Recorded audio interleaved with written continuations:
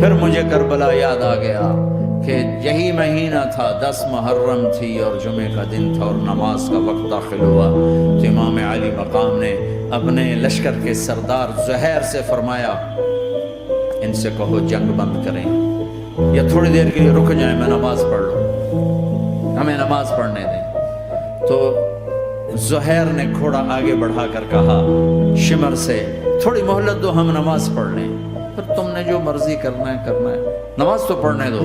شمر نے کہا ہم نماز نہیں پڑھنے دیں گے۔ ایک اور کوفی کھڑا تھا، اس کا نام حسین بن نمیر، انہوں نے کہا تمہاری نماز ہوتی ہی نہیں۔ انہوں نے کہا لعنت ہے تم پر، جس گھر کی طفیل نماز ملی ان کی نہیں ہوتی۔ تو انہوں نے واپس آ کر عرض کی حضور وہ نماز پڑھنے کے لیے جنگ نہیں روکیں گے۔ کہا اچھا پھر ہم نماز تو نہیں چھوڑ سکتے۔ میرے رب کی قسم اگر حسین نماز نہ پڑھتے تو انہیں کوئی فرق نہ پڑتا، لیکن ایک فرق پڑتا کہ پھر پیغام ادھورا جاتا، میسج ادھورا جاتا، اور میسج یہ دینا تھا کہ زیر خنجر بھی یہ پیغام سنایا ہم نے کہ ہم نے تلوار کی دھاروں کے نیچے بھی سر جھکانا ہے، اور ہم نے تڑپتے جسموں کے ساتھ بھی سجدہ کرنا ہے، اور ہم نے زخمی جسموں کے ساتھ بھی اللہ کے سامنے رکوع کرنا ہے، اور ہم نے خون آلود جسموں کے ساتھ بھی رب کے سامنے کھڑے ہو کے آنے والی نسلوں کو پیغام دینا ہے کہ نماز وہ ہے جسے اس وقت میں بھی نہیں چھوڑا جا سکتا، تاکہ کوئی یہ کہہ نہ سکے میں کیسے پڑھتا، میری جاب تھی میں کیسے پڑھتا، میری آنکھ نہیں کھلتی میں کیسے پڑھتا، میری عادت نہیں۔ اللہ کی قسم یہ جنتی نہیں تھے، جنت کے سردار تھے، صرف جنتی نہیں تھے، جنت کے سردار تھے، صرف جنتی نہیں جنت کے سردار۔ اور یہ سرداری کب ملی؟ محنت کے بعد نہیں، پہلے ہی ابھی ماں کا دودھ نہیں چھوٹا تھا کہ میرے نبی نے فرمایا حسن حسین جنت کے نوجوانوں کے سردار ہیں، اور ایسا پیار تھا کہ دونوں کو عرب سردار بچہ اٹھانا اپنی ذلت سمجھتے تھے، بچے نہیں اٹھاتے تھے، سب کے سامنے پیار نہیں کرتے تھے، لیکن آپ حسن حسین کو یہاں اٹھاتے، پھر یہاں ہی نہیں اٹھاتے تھے، یہاں کندھوں پہ بٹھاتے، یہاں۔ اور ایک عرب بدو حیران ہو کے دیکھ لیں، یا رسول اللہ یہ آپ کیا کر رہے ہیں؟ یہ کتنی عیب کی بات ہے کہ آپ جیسا سردار اور یہاں بچوں کو بٹھایا ہوا ہے۔ کہنے لگا آپ ان سے بہت پیار کرتے ہیں؟ کہا ہاں میں ان سے بہت پیار کرتا ہوں، اور صرف میں نہیں کرتا، اللہ بھی ان سے پیار کرتا ہے۔ اور بتاؤں جو ان سے پیار کریں گے اللہ ان سے بھی پیار کرے گا، جو ان سے محبت کریں گے اللہ ان سے بھی محبت کرے گا، اللہ بھی ان سے محبت کرے گا۔ پھر ہم نے دعا مانگی یا اللہ جو ان سے پیار کرے تو ان سے پیار کر، جو ان سے بغض رکھے تو ان سے بغض رکھ۔ حضرت حسن سر سے لے کر کمر تک اللہ کے نبی کی 100% کاپی تھی، چہرہ یہ آدھا حصہ اوپر والا نبی کے مشابہ، یہاں سے نیچے پاؤں تک علی کے مشابہ، باپ کے مشابہ۔ حسین اس کا الٹ، سر سے لے کر کمر تک علی کے مشابہ، کمر سے لے کر پاؤں تک اللہ کے نبی کے مشابہ۔ اس مشابہت پر ہمارے نبی کہا کرتے تھے حسن میرا بیٹا ہے، حسین علی کا بیٹا ہے۔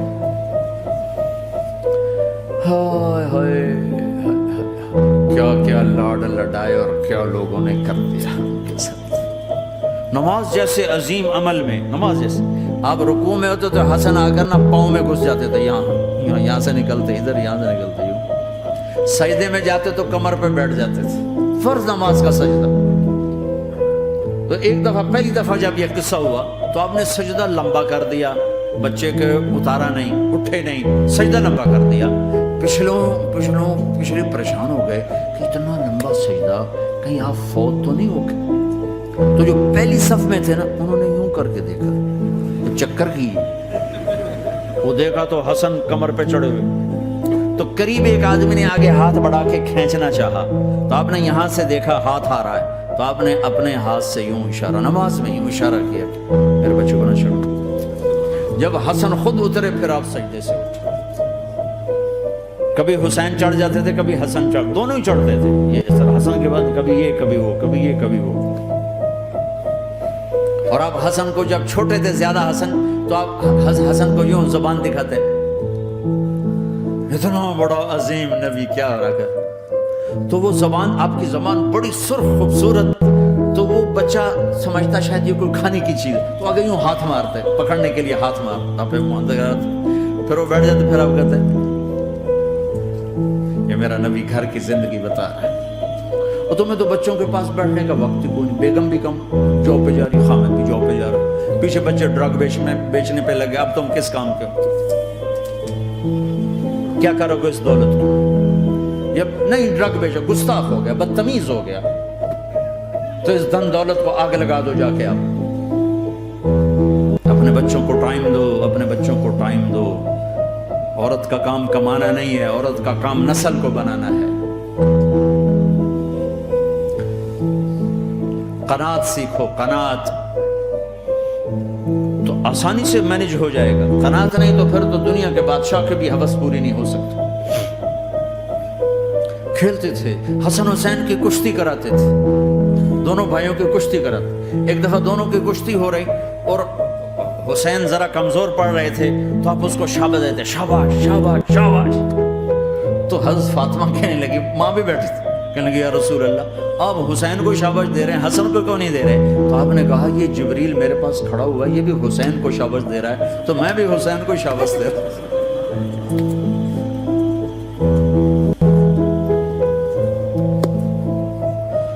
ایسی ہستیاں، لیکن ایک سبق ہے، یہ ہونا چاہیے تھا تاکہ امت کو پتہ چلے کہ دین کتنی قیمتی چیز ہے۔ وہ جی اللہ بڑا غفور الرحیم ہے، میں نہ ہمیں ڈرایا کرو۔ اللہ بڑا غفور الرحیم ہے، لیکن اس کا کوئی عدل بھی ہے۔ رات کا شراب پینے والا اور رات کو مسلح پہ رونے والا برابر ہو جائیں گے، تو پھر یزید حسین کو ایک ہی جگہ بٹھا دو، پھر کربلاؤں کے لیے رونا چھوڑ دو۔